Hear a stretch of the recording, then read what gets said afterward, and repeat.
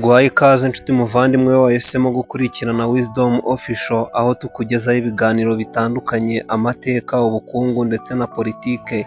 Ibi byose nta handi wabisanga usibye hano. Icyo tugusaba ni ugukora subscribe, share ndetse na comment.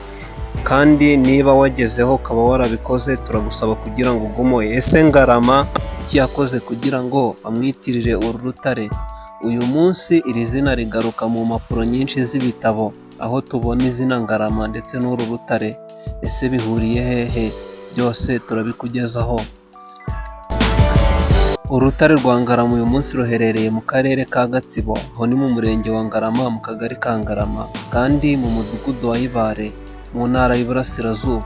Ahangaha bivugwa ko kera hahoze ari mu gihugu cyitwaga Indorwa.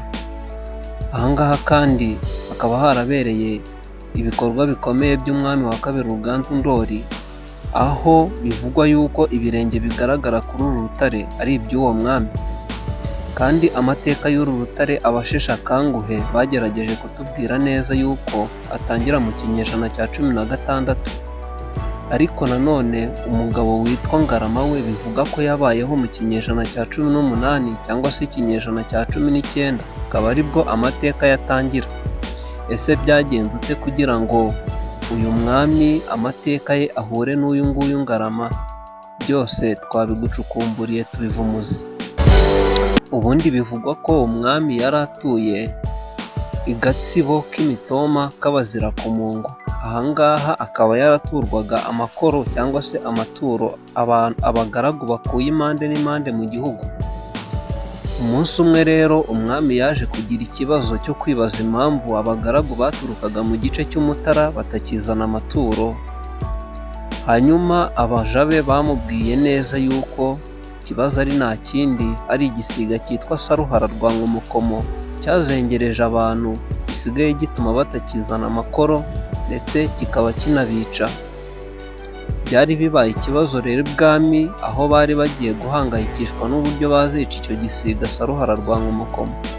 Umunsi umwe baraterana bajya inama y'uburyo bazatsemba icyo gisiga Saruhara ndetse n'ibindi bikigaragiye. Bateranya ingabo, bafata gahunda yo kujya kugitera nk'uko igihugu gitera ikindi. Ariko amateka atubwira yuko nubwo bagiteye ntabwo byagenze neza, ingabo zose zaratsinzwe, Saruhara irazitsemba, ntihasigara n'umwe wo kubara inkuru. Umwami abimenye byaramubabaje cyane, ndetse arongera ateranya indi nama igitaraganya bwa kabiri, ariko abari aho bose nta n'umwe wari ufite igitekerezo cy'icyo bakora ku nshuro ya kabiri. Bakiri muri ayo mage, umugabo Ngarama wari uciriritse, ntabwo yari afite amapeti menshi mu gisirikare, nta nubwo yari umuntu ukomeye, yiyemeza kujya gutera Saruhara ndetse no kumutsemba. Burya rero kugira ubutwari bisaba umutima ukomeye ndetse n'ubwitange. Niyo mpamvu hatazagira umuntu uguca intege igihe wagambiriye gukora ikintu runaka, nk'uko turabibona kuri uyu mugabo Ngarama. Ibyari aho rero, abari aho baramusetse cyane, bati bishoboka bite? Ni gute umuntu umwe ashobora kwica igisiga Saruhara cyananiye ingabo z'igihugu? Ndetse ntabwo babyiyumvishaga, ariko Ngarama we yarabyiyumvishaga, kumva n'uburyo azabikora. Nuko Ngarama abwira umwami ati, nyagasani, uzanshakire ingabo tujyane, ndetse uzambagire inka, maze munkurireho uruhu rwayo. Muzanshakire imiheto ndetse n'icumu, hanyuma ngewe nzabazanira Saruhara. Ibyacu ntibyatinze, umwami yakurikije ibyo Ngarama amusabye, ariko ni bya bindi umuntu avuga ngo reka mpe kugerageza ndebe, kuko nawe ntabwo yabyiyumvishaga nk'uko nawe uri kubyumva, uburyo igisiga cyananiye ingabo nyinshi z'igihugu umuntu umwe ashobora kugikuraho ndetse akagitsembana n'ibindi bisiga byose. Ngarama rero yafashe inzira mu gitondo ajya guhiga Saruhara rwa Nkomokomo ndetse na bya bisiga bigenzi bye. Ageze hahandi ku rutare igisiga cyategeraga abantu, nta kindi yakoze, yisasiye rwa ruhu, urundi ararwiyorosa. Twibuke ko yari afite intwaro ariyo miri ndetse n'imiheto yari yitwaje byo kwifashisha. Ibisiga bihageze rero nta kindi byakoze, byari bizi ko bigiye kurya umupfu nk'uko bisanzwe birya abandi bantu, ariko ntabwo byari bisanzwe kubona umuntu wipfishije.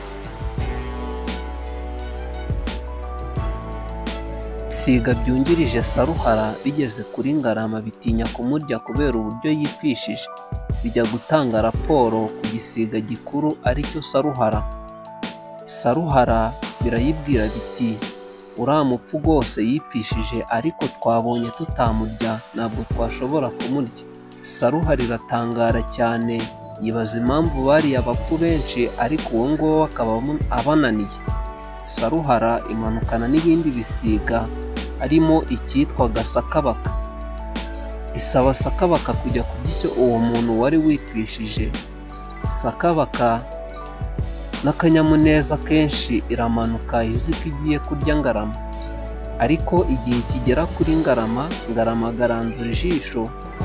Sakabaka irarahira iti databuja, nariye abapfu benshi, hari uwo nariye i Bunyabungo, hari n'uwo nariye i Bukiga, hari n'uwo nariye mu Buganza, hari n'uwo nariye mu Burera, ariko uyu nguyu we sinshobora kumurya kubera ko yipfishije kandi yapfanye n'imiri, ntabwo nzi ibyo ari byo. Ataho kugira ngo murye ahubwo byarutwa ukanyica simbe nyiri umugaragu wawe. Saruhara hano yari ikomeje gutungurwa. Saruhara itegeka ibindi bisiga byari aho byose kurya uwo mupfu, ariko byose habure n'umwe umurya, byose biramutinya. Kimwegereye cyose kikaza cyunga mu rya Sakabaka kivuga kiti uriya mupfu ntabwo asanzwe, ntidushobora kumurya. Binaniranye Saruhara ishyiraho iravuga iti uriya mupfu ngiye kumurya, ariko nindamuka ndangije kumurya ntabwo muraba mukiri abagaragu banjye, reka ngende njyewe Saruhara mwene Nkomokomo mbereke ibyo mukorera. Saruhara yashyize inzira rero, agenda yarara azi ko agiye kurya Ngarama.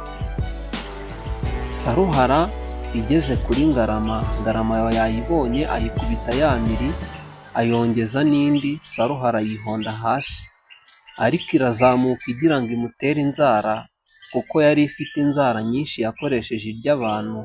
Ariko Ngarama twibuke ko yari yitwaje icumu, nta kindi yakoze yayiteye rya cumu, ndetse aforana ya myambaro ayirasa. Nuko Saruhara ibyayo biba birangiye gutyo, bipfa ubwo ngubwo, ubuzima bwayo n'amateka yayo biba birarangiye. Abantu icyo gihe bari bagiye kubaho mu mutekano, umwami agaturwa amakoro nk'uko byari bisanzwe. Ngarama nawe yari agiye kuba umugabo w'indahangarwa, yari agiye kuba umugabo w'intwari, kubera ko n'uyu munsi turacyamuvuga kubera ubutwari yagaragaje. Nta kindi cyakurikiyeho, yatumye ab'ibwami kugira ngo baze guheka Saruhara wari warananiranye. Nawe arangije aherekeza izo ngabo zari ziyitwaye ajya ibwami. Ageze ibwami nta kindi cyakurikiyeho, yaragororewe arashimirwa. Umwami nawe arishima kuko yari agiye gutunga agatunganirwa, akongera guturwa amakoro.